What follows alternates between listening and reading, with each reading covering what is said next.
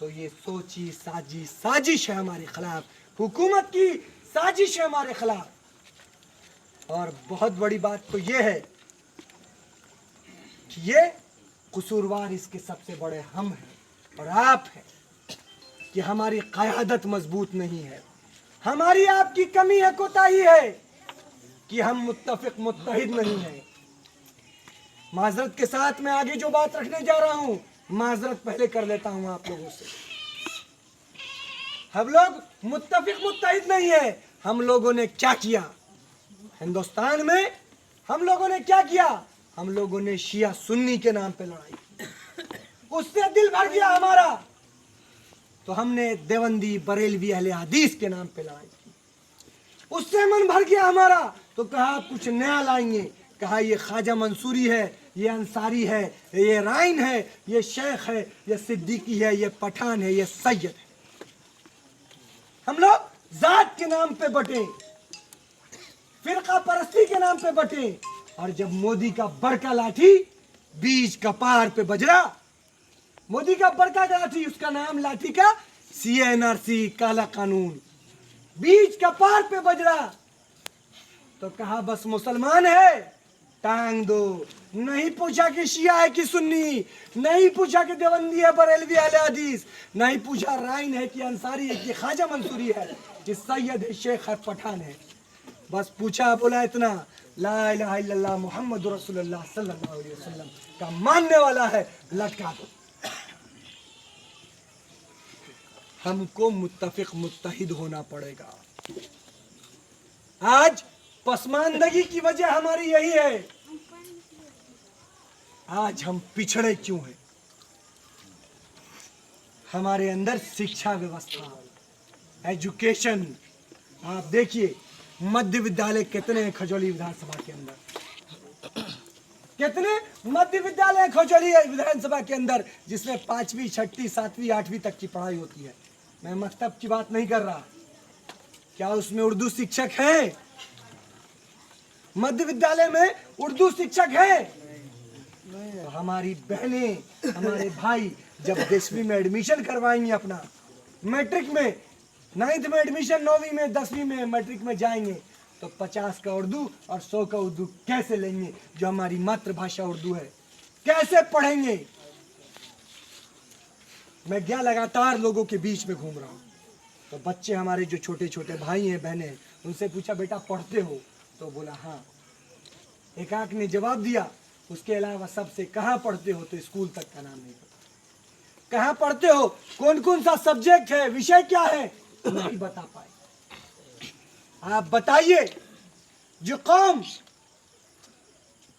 आप सल्लल्लाहु अलैहि वसल्लम पे जब कुरान नाजिल हुआ, अल्लाह ने किया, तो सबसे पहले आयत जो नाजिल हुई, इकरा इकरा इकरा, पढ़ो। और आज जिस कौम के हम मानने वाले हैं, जिस रसूलुल्लाह सल्लल्लाहु अलैहि वसल्लम के मानने वाले हैं, आज वही कौम पसमानदगी में है।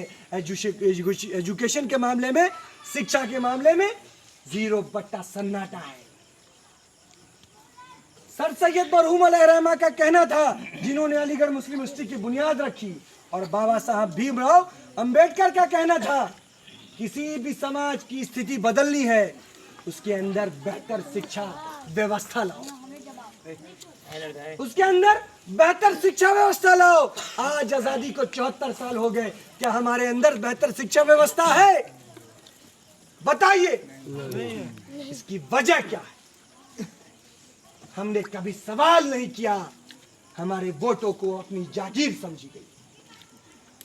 डीबी कॉलेज है पूरे खजौली विधानसभा में एक, जिसमें ग्रेजुएशन तक की पढ़ाई होती है। उसके अंदर 2005 में एक नोटिफिकेशन जारी होता है ललित नारायण मिश्रा विश्वविद्यालय की तरफ से, कहा जाता है इग्नू का केंद्र खुलेगा, कहा जाता है बीएड की पढ़ाई चालू होगी। लेकिन 2005 से लेकर अभी तक 3 विधायक बदल गए, 4थे विधायक आने वाले हैं। क्या इग्नू का केंद्र खुला? क्या बीएड की पढ़ाई शुरू हुई? सवाल कौन करेगा? सवाल हमको आपको करना है। हमें सिर्फ वोट की राजनीति के लिए इस्तेमाल किया जाता है। सिर्फ वोट हमारा लिया जाता है, वोट लेने के बाद हमें लात मार दिया जाता है। भीड़ हमारी, तालियां हमारी, झंडे हमारे, वोट हमारे, और क़यादत कोई और करे। आप सुन लीजिए, हमने, आप लोगों ने पूछा लॉकडाउन लगा, बीमारी आई, क्या आपका विधायक आपके बीच आया? आपसे पूछा कि आप जिंदा हैं कि मर गए? नहीं आया। आप भूखे हैं, आपके घर में आपके बच्चे भूखे हैं, जिंदा है कि मर गए? नहीं पूछा। क्या आपसे कुछ किया? क्या उन विधवाओं पे, जो हमारी माएँ हैं, बहनें हैं, जिनकी शौहर का इंतकाल हो गया, जो वृद्ध हैं, उनको 25,000 रुपया मिला? नहीं मिला। बहुत सारी सुविधाएं हैं, क्या उनके बीच में आई? तो आज हम, आप समझिए, शिक्षा व्यवस्था सबसे अहम है। शिक्षा व्यवस्था सबसे अहम है। हम पिछड़ों में, हम तबकों में बटे हैं, हम लोग आपस में बदले हैं। एक ही सफ में खड़े हैं महमूद और अयाज, ना कोई बंदा रहा, ना कोई बंदा नवाज। यूं तो तुम सैयद भी हो, यूं तो तुम सैयद भी हो, मिर्जा भी हो, अफगान भी हो, यूं तो तुम सभी कुछ हो, ये तो बता दो मुसलमान भी हो। और अल्लाह कुरान मजीद में इरशाद फरमाता है, अल्लाह उस कौम की हालत तब तक नहीं बदलता, अल्लाह उस कौम की हालत तब तक नहीं बदलता जब तक वो खुद अपने आप को ना बदल डाले। हमको बदलने की जरूरत है, बेहतर शिक्षा व्यवस्था लाने की जरूरत है। हमारे बच्चे, हमारे भाई बहन पढ़ेंगे तो आने वाला मुस्तकबिल हमारा सुनहरा होगा। 77,000 खजौली विधानसभा के अंदर मुसलमानों का वोट है। एक तरफा जिधर नजर कर दे वो जीत जाता है। लेकिन हम वोट किसको देते हैं? जो मथौर में हमारे कब्रिस्तान पे, बासोपट्टी मथौर पे, कब्रिस्तान पे कब्जा करता है। हम वोट किसको करते हैं? जो बैरा परसा में अभी कुछ दिन पहले भड़काने का, आग लगाने का काम करता है। हम किसके पीछे घूमते हैं? हम किसके पीछे घूम रहे हैं?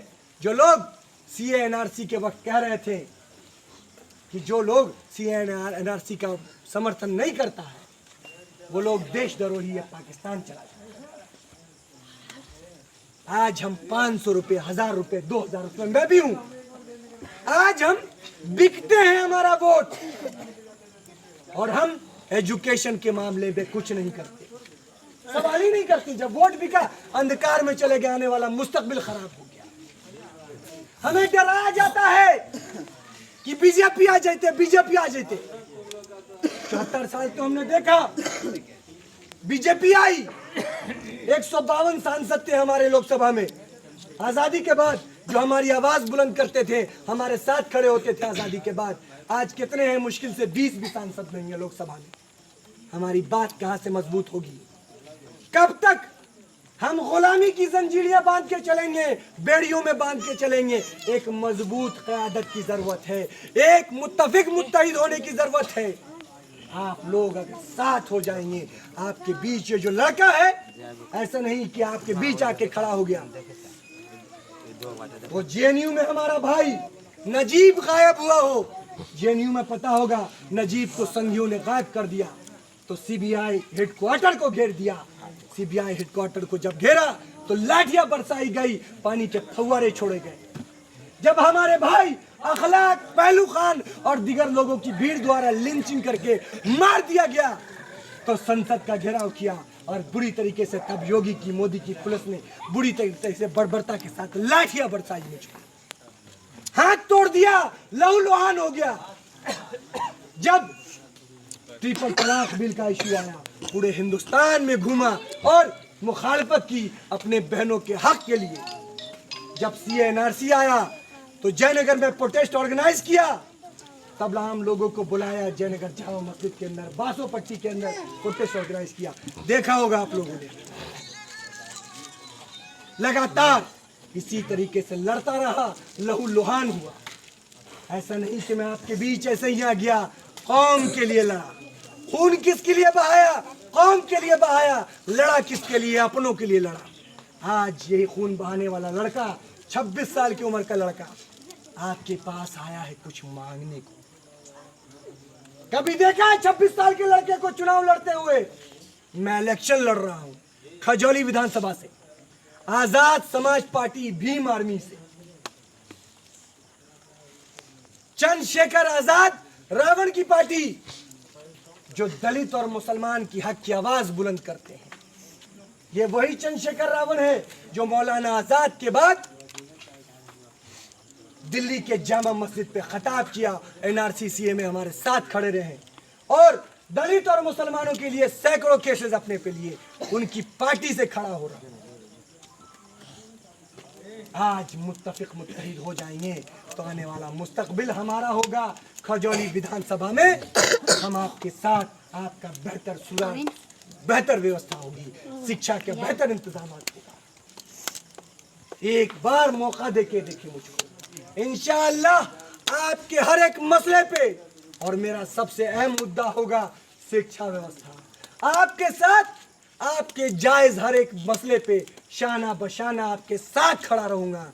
अगर शाना बशाना नहीं पाया तो रोजे महशर में क़यामत के दिन दामनगीर हो जाना। आज ये आपका बच्चा जोश खरोश के साथ आपके बीच आया है, आपसे वोट मांगने आया है। खजौली विधानसभा से मैं खड़ा हुआ हूं, विधायक प्रत्याशी हूं, हेलीकॉप्टर छाप मेरा है। आप तमाम लोगों का साथ मिलेगा कि नहीं मिलेगा? इंशाअल्लाह। बताइए जोर से। इंशाअल्लाह।